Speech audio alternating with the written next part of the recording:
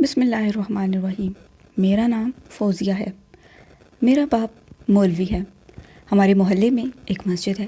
میرے ابا اس مسجد میں امامت کرواتے ہیں۔ میری اماں استانی ہے۔ ہمارے گھر کا زیادہ تر خرچ میری اماں کی تنخواہ سے ہی چلتا ہے۔ میں نے گھر بیٹھے ہی BA کر رکھا تھا۔ ہمارے ابا نمود و نمائش کے حق میں نہیں تھے۔ ہم بہت غریب اور سادہ لوگ تھے۔ ایک دن میں نے باورچی خانے میں کام کر رہی تھی تو اچانک میں نے ابا کو امی سے یہ بات کرتے سنا کہ جمعے کے دن فوزیہ کی شادی ہے۔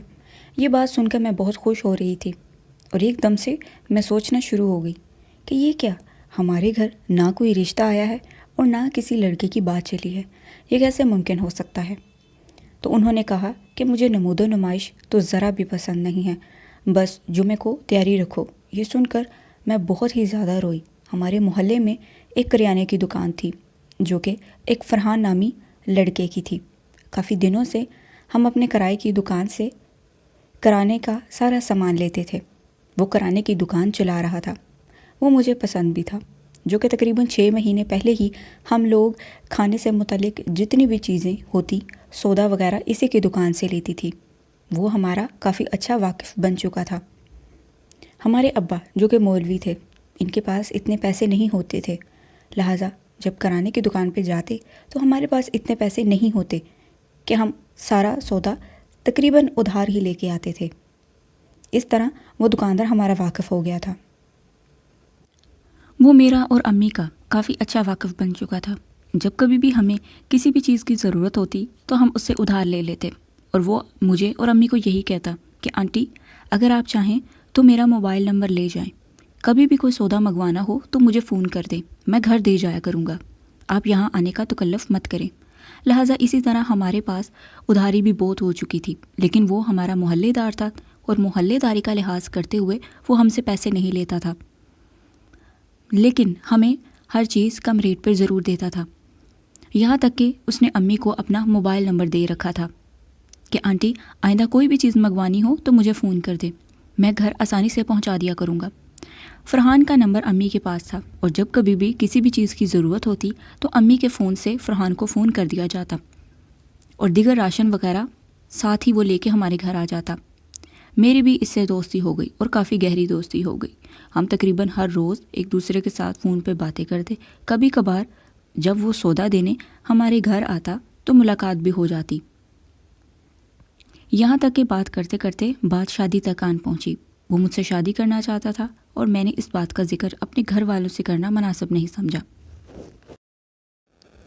میں نے اس کو کہہ رکھا تھا کہ میرا باپ مولوی ہے، پرانے خیانات کا مالک ہے، اگر اس کو اس بات کا علم ہو گیا تو وہ بہت سخت ناراض ہوگا۔ وہ میری شادی کہیں اور کرنا چاہتا ہے۔ لہٰذا اس طرح فرحان نے میری امی سے بات کی۔ میری ماں چونکہ پڑھی لکھی تھی، امی کو فرحان کا رشتہ بہت پسند آیا اور وہ فوراً میرا رشتہ فرحان کے ساتھ کرنے کے لیے تیار ہو گئی۔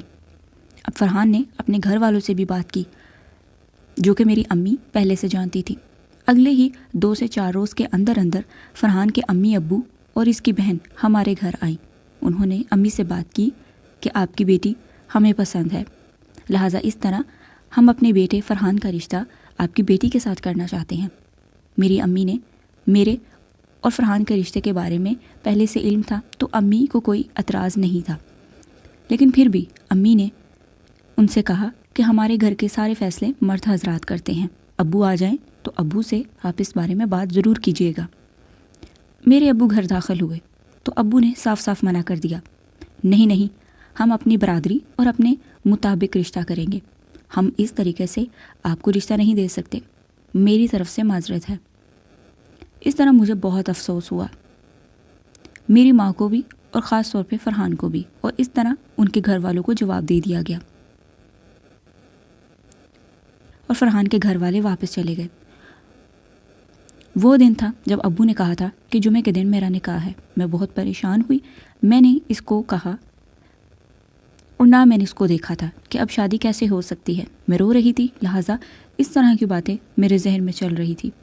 میری امی میرے پاس آئی، انہوں نے کہا بیٹا تمہارے باپ کا فیصلہ جو بھی ہو تمہارے حق میں کبھی بھی غلط نہیں ہو سکتا، تمہاری شادی ہے، لہٰذا اب دل سے ہر سوال وہم نکال دو. جمعے والے دن اپنی شادی کے لیے تیار ہو جاؤ. لہٰذا جمعے کا دن آ گیا.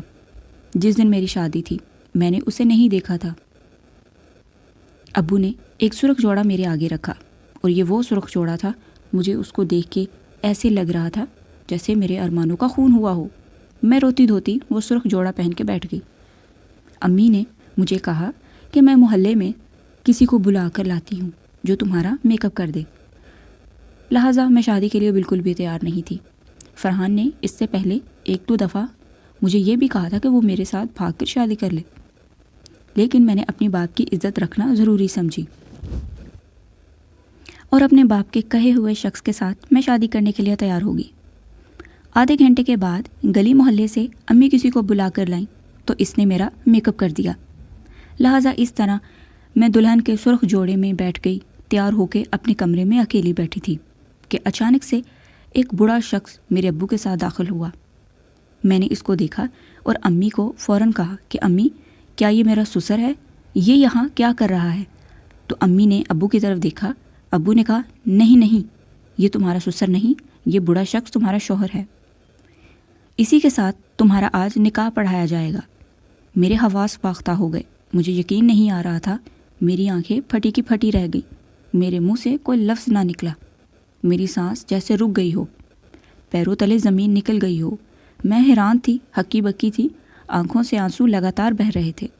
میں نے اسے کہا کہ میں اس کے ساتھ شادی نہیں کروں گی، لیکن ابا نے ماتھے پر تیوری ڈالی اور غصے سے میری طرف دیکھا اور کہا نہیں، شادی تو اسی کے ساتھ ہوگی اور آج ہی ہوگی. لہٰذا جیسے ہی مولوی کمرے میں داخل ہوا تو میرے دل میں یہی بات چل رہی تھی کہ میں پاگل ہونے کا ناٹک کروں گی.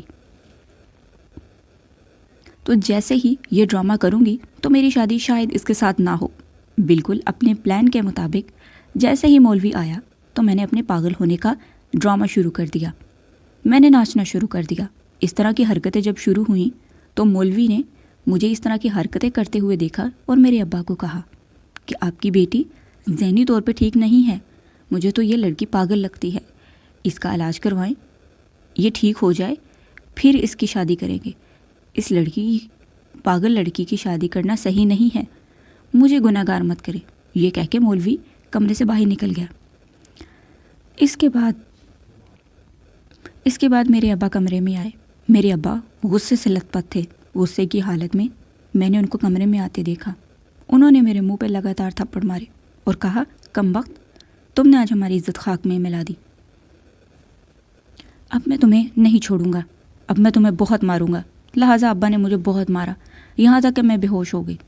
3 گھنٹے کے بعد جب مجھے ہوش آیا تو میرے کھانے میں کوئی نشہ آور چیز ملا دی گئی. مجھے تھپڑ مارا اور مجھے پھر زبردستی کھانا کھلایا گیا اور پھر میں بے ہوش ہو گئی. تقریباً 2-3 دن کے بعد مجھے ہوش آیا، لیکن کمرے کا دروازہ اب تالے سے بند کر کے مجھے اندر بند کر دیا گیا تھا.